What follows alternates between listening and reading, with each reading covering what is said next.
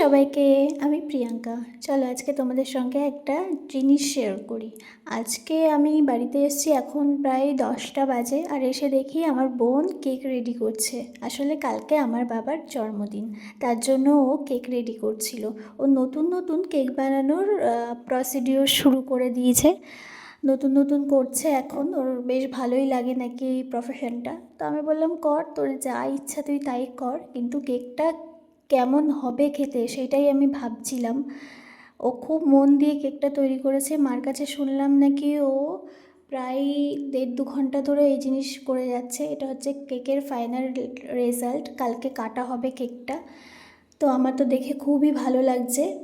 এত সুন্দর একটা কেক নিজে তৈরি করেছে। এটাও কোনো ডেকোরেশন কিছু দেখেনি, ও নিজে নিজে মন থেকে এটা তৈরি করেছে। আমার খুব ভালো লাগছে, খুব সুন্দর হয়েছে। তোমরা জানিও কেকটা কেমন হয়েছে।